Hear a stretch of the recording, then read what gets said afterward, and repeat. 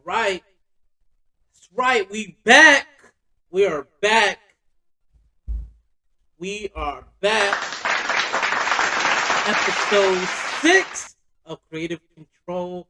I'm your host, Frank B, aka M Money, and we are back. We are back.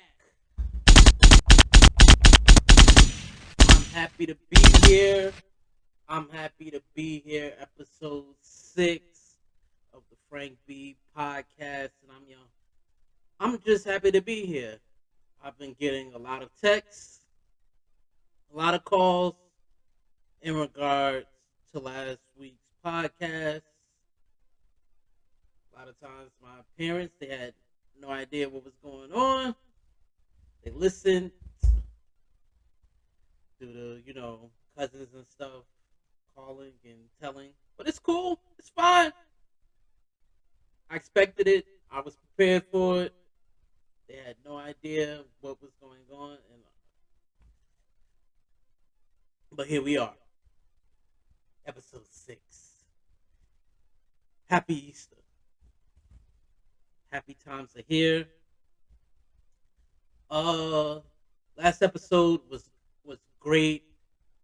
I once again want to shout out to everybody that I love, everybody that knows me, knows my heart, knows I always come from a true great place, and I love you guys. And that's all I want to say is that I love you, man. I love you. Same. But no, I just want everybody to know that that I love you. There's no ill will on anything that I do or anything like that. Just want everybody to know that everything that I do is straight from the heart. There's nothing tumultuous about it or anything like that. That whenever I do it because not like I'm about to do it for TV, but it's straight from the heart. So about to get into this week's podcast. Uh, Shout out to my co-host from the last episode, my daughter Rain. Thank you, baby girl, for just being here for last week's podcast. It was a joy to have you. Can't say when or if she'll be back or who my next guest will be. I have been reaching out to a few people to try to get a few people to be on the podcast, but I haven't really heard anything. But maybe one day, who knows? But I've been doing some research. I've been staying low all week since the last episode dropped.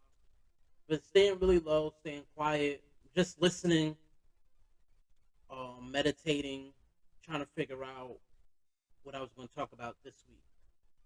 So then thought on it, and I was like, "Oh, where can I go?" Last week was such a good episode. Protect our black women. Protect our queens. At all costs. Whether it's your mom, your sister, your aunt, grandma, they need protection at all costs.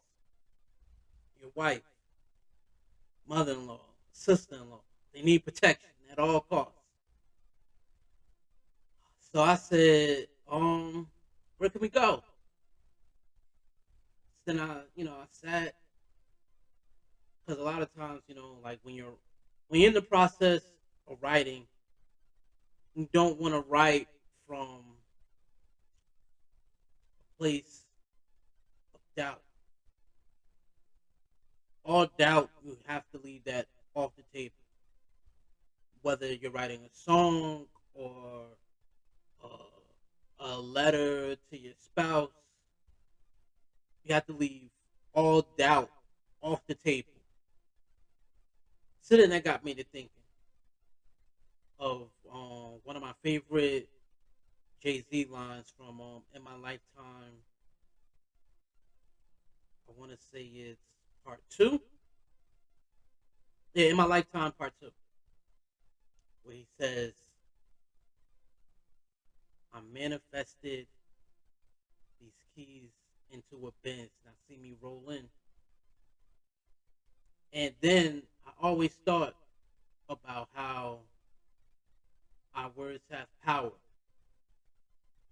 No matter how much you sit and think and ponder on certain things, because your words they have power. Like in school, they teach you nouns, pronouns, adjectives, adverbs,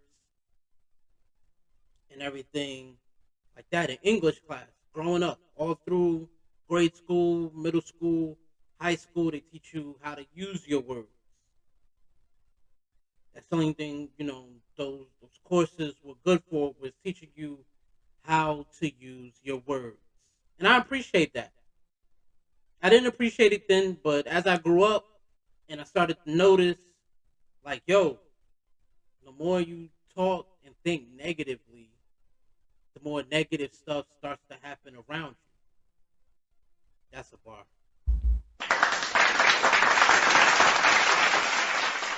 That is a bar. The more you think about negative stuff, the more negative stuff starts to happen around you.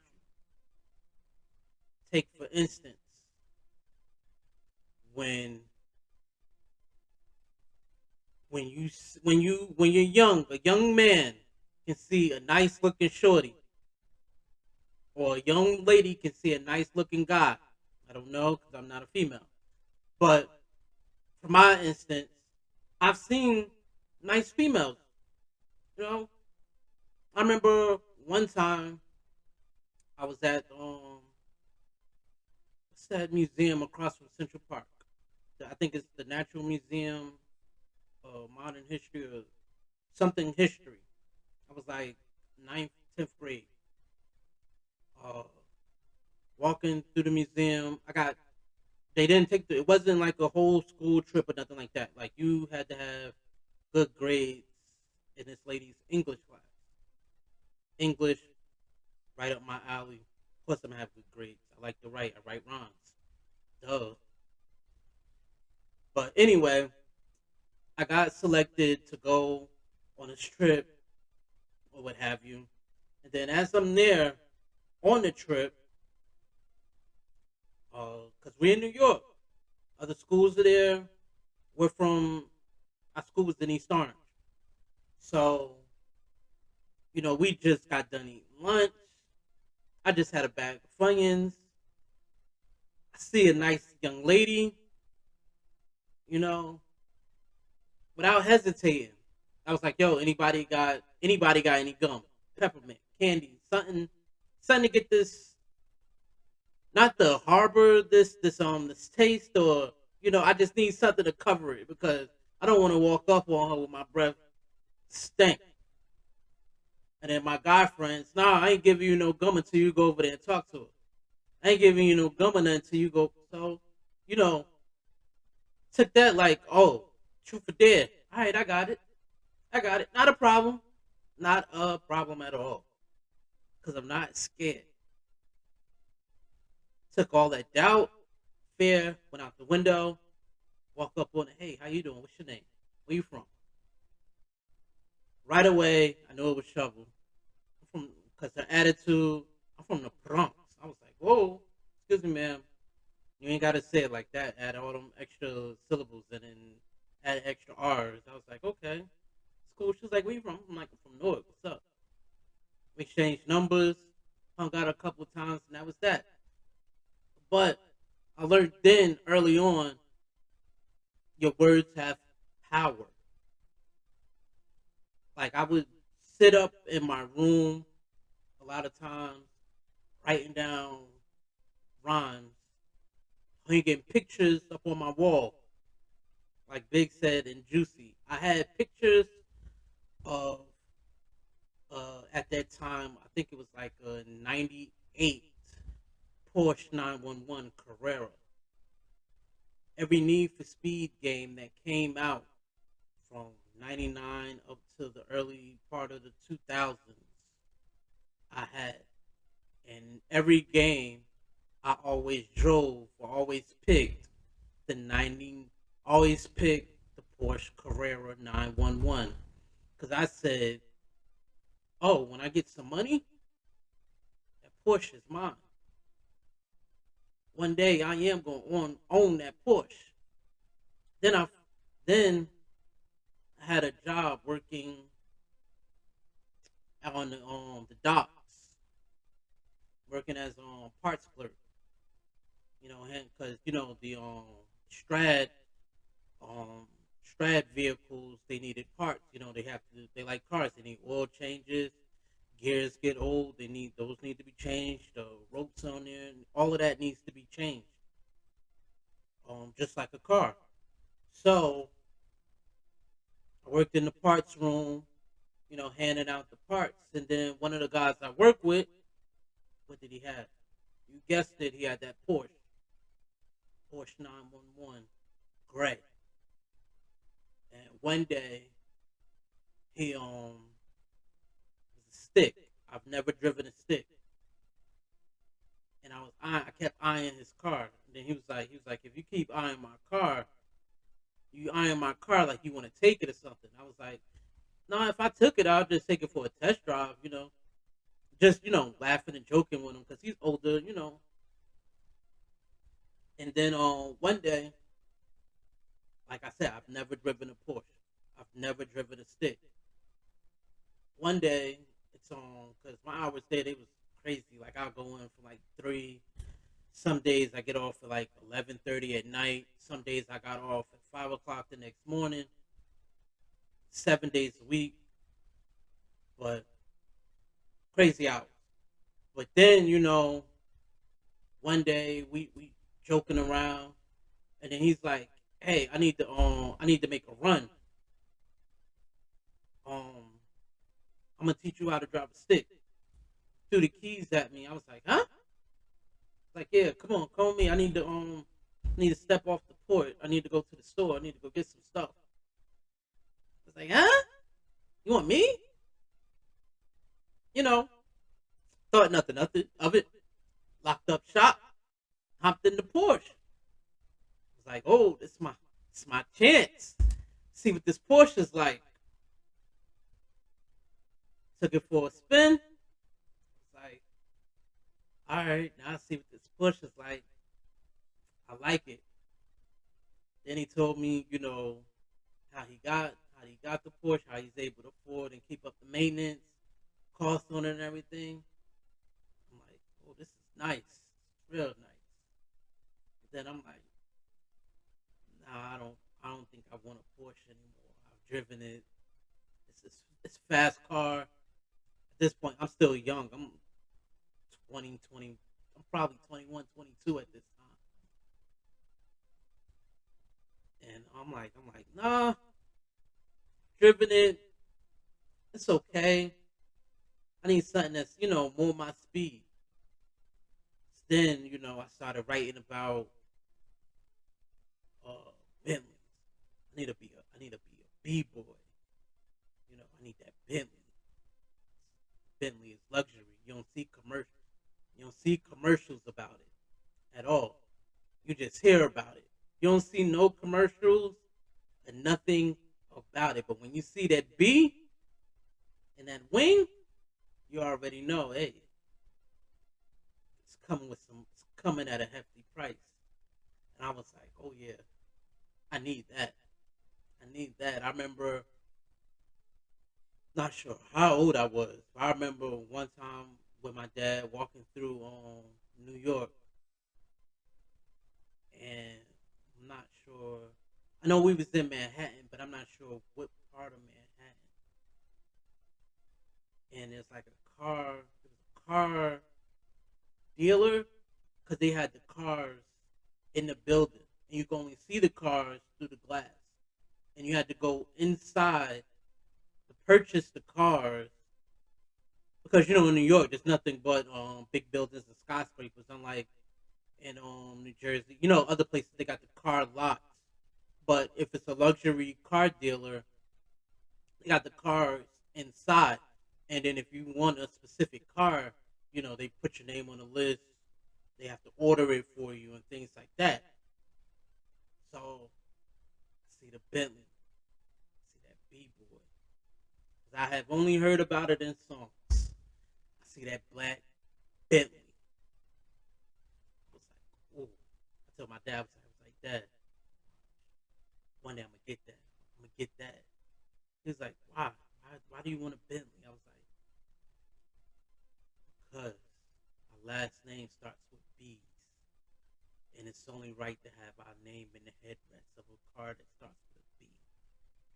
He was like, you think you're gonna be able to? I was like, I don't think, I know I'll be able to afford it. I know I'll be able to handle that car. I know whatever doubts you may have about it, I don't have no doubts about it. I know that this car is right for me because I want it. I'm gonna get that Bentley.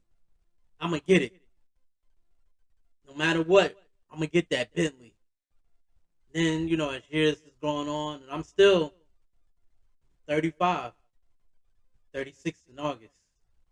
Told my mom by the time I reach 40, I'll be a millionaire, a couple times over. And I told her, as soon as before I reach my mill, park that Bentley in her driveway and let her and my dad see it and take it for a ride. And let them know, hey, son wasn't playing. He set his eyes on the prize and he went after what he wanted. That's always been my goal. That's always been me. If I say I'm gonna do something, I'm gonna do it to the best of my ability.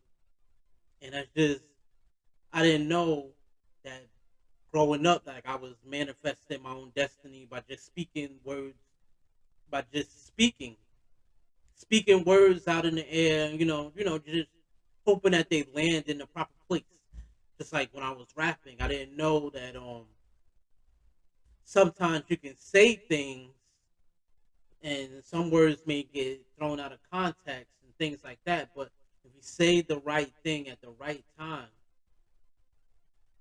with no malice in your heart, because I've never spoke foul that I could think of about anyone.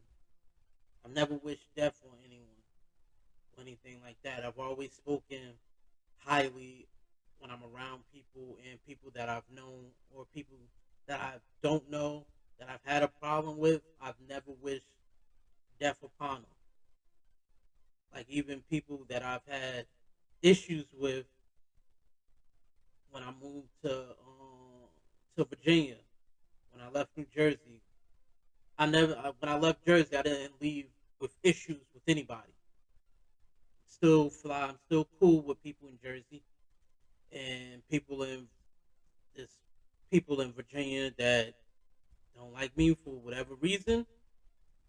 If I see them today, 9 times out of 10, we'll probably either laugh or just walk past each other without a problem. Because a lot of people don't know me with my mask on due to this COVID stuff.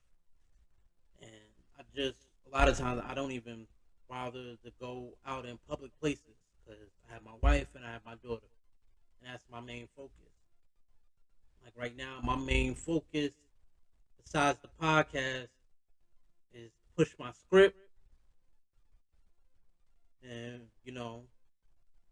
I know that's going to take me further than my rap career could have taken me. I know it's going to take me further than anything that I could think of at this present time. Because I know I have to think big in order to get big results. Because I pray to God every day as I write, even before I do a podcast or after I do my podcast, I pray. As you hear on every podcast, I pray to God, like, let my words touch the right person. Don't let my words fall on deaf ears. And I pray that as I continue to manifest things begin to change and begin to happen. And I just know that a change is going to come for me and my household. And I pray that whoever's listening, that the same thing happens to your household. Whatever you need, whatever you're standing in line for, a change, whatever it may be, I just pray and hope that it begins to happen for you. That you don't have to wait in line any longer. That things begin to change and things will make a change for the better and not for the worse. Whatever you've been calling out, crying over, and been thinking about, that, that thing begins to change. That whatever shackles and chains you may have had, or reservations that you may have had about yourself, that those things begin to change. That the things that you want, you have to see it and believe it. Make a plan of action on how you're going to obtain it. Stick to that plan and go after it by any means necessary. And I've learned that as a creator, that we can't just sit on our thoughts any longer, because you never know. With this pandemic, it just showed us you never know the time, day, or the hour when your time is going to be up. So all you can do is just, you got to go after it. We all got 24 hours. We got the same 24 hours in a day. You got 24 hours. I got 24 hours. We both, everybody has to go after it by any means necessary. You can't sit any longer and just wait. You can't wait on the next man. You can't wait on the next lady. You have to go after it yourself. Like like I said, I've written the script. I told my cousin, hey, I got the script. I need your help. How do I do this? Who do I speak to? Where do I go? I sent it to her. No, I don't know if she's read it. If she read it or not, I don't know. But I can't sit and wait on her. I gotta make my own moves. So I've been getting in touch with different people everywhere, just trying to see, trying to figure it out. Unfortunately, I'm on the chatty house, the clubhouse. I'm in all the film director chat rooms. I'm listening. I'm taking notes. I'm writing down little things. I'm taking mental notes. You know, I'm listening. Like I have to listen. I have to be a sponge right now, and I have to go after it. There is no ifs, ands, buts, or maybes, because, like I said, we each got 24 hours in a day, and I know what I want to do, and I know what I need to obtain for my family. I need that generational wealth, and I'm chasing after, and I'm hustling for my last name. So that way, I told my daughter since she was born, oldest daughter Rain, that since she was born, she's not going to work for anyone. That she's going to take over the family business. So if the family business is writing and production, having a writing and production company, guess what she's going to do? She's going to know how to write. She's going to know how to produce shows. She's going to know the ins and out of that house, that whatever it is, FB Entertainment. She's going to know the ins and outs of it by any means necessary. She's going to know it. Like now, at 4 years old, she knows how to count large numbers. She's doing adding and subtraction, two, three-digit numbers at 4 years old. Most 4 year olds, they get stuck. They're having a hard time. But she's four. She's doing two and three-digit numbers with no problem. Yeah, she may miss a number, get it wrong here and there, but she's doing it. She's making the attempt, counting it out on her fingers, grabbing crayons, getting whatever necessary that is needed, that she feels is necessary in order to figure it out. At 4 and 5 years old, I wasn't thinking about math. I was thinking about Looney Tunes. I'm just being honest. I was thinking about why does Bugs and Elmer Fudd keep fighting over Wabbit season. That's just me. I don't know. It's Wabbit season. You know, Daffy. That's what I was doing at 4 and 5 years old. I was worried about cartoons, but she's four, about to be 5 in May, and she's worried about you know math, making sure her grandparents are good, making sure her cousins are good, making sure her aunts are good. And I told her, you don't have to work. I'm going to take over the family business, my business, the business that your dad is building. That's the business that you're going to take over.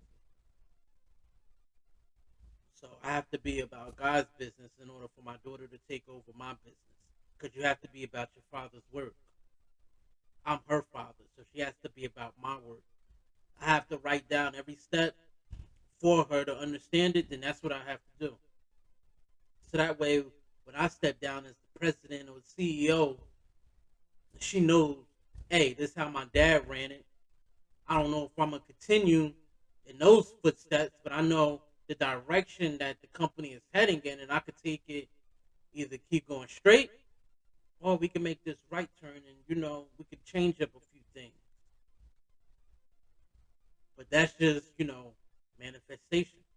That's just the things that I think about. You gotta manifest it. You gotta think about it. You gotta speak positive. You gotta keep, no matter what's going on around you, everything could be falling down. I'm talking about it could be 911 all over again, all around you. Some way you gotta think of something positive and say, hey, I know turmoil is happening, but I'm thankful that I'm still breathing. I'm thankful that I got a car. I'm thankful I got all 10 limbs. I'm thankful I can walk. I'm thankful I can talk. I'm thankful.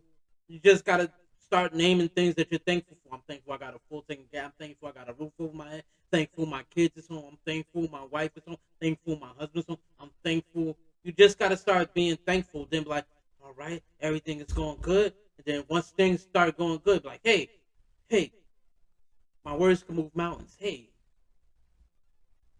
I can see myself being a boss. Hey, I can see myself doing this. I can see myself doing that. When you got to think it, therefore you can do it. Because therefore, in the Bible it says, therefore as a man thinketh, so shall he become. Man, that's all that it is manifestation. Right there in the word is manifestation.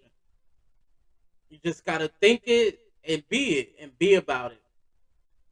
But that's where we're at this week. I know every week here lately I've been playing new music to y'all, old music to me. So I'm gonna play a little snippet of one of my favorite songs that I did a long time ago. Hope you guys like it. Produced by my homeboy Kyle Anthony over at VMG. Shout out to them. No, I don't do too many shout outs, but I always got to give him a shout out because during this time when I was recording, trying to speak life, trying to speak proper prosperity, I was all of that. A lot was going on. Everything wasn't good. But I had to foreshadow it. I had to pick up and get the foresight and start thinking right. But I'm going to just play a little bit of this and then, we'll pray and we'll get out of here. This is the name of this joint is called Fool Me. Produced by my homeboy KA over at VMG.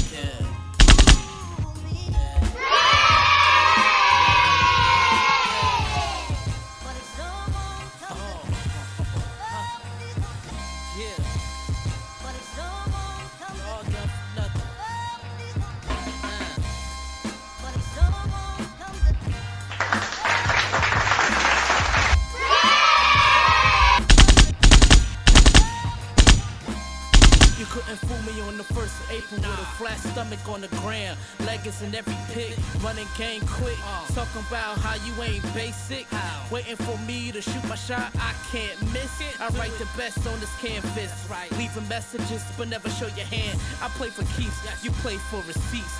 Got a bunch on your log, but I don't blog.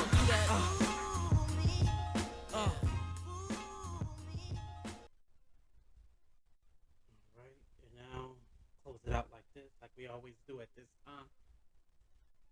Dear Lord, we just want to say thank you. Thank you for just giving me the time to speak, putting it in my heart and on my mind to think positive, and no matter what's going on, no matter what is happening around me, to try to stay with a positive attitude. Oh God, God, I pray that you watch over us. I pray that my words, that they touch the right person, oh God, and that they help the right person in need at this time, oh God. Please, oh God, I just pray and asking that you would keep us and deliver us and help us to be who and what you need and want us to be, oh God. God, I pray that doubt leaves. Help our unbelief, oh God. Help us to call and know that we can just, at any given time, in any given moment, know that we can just call out your name and you'll be there to help us and guide us and mature us and nurture us. Pray and ask these things to be done in the only name that matters. Your Son, Jesus Christ, I pray. Say amen. Amen. That's it. And this is this week's Creative Control here with your host and Money, also known as Frank B. And I'm out. See y'all next week.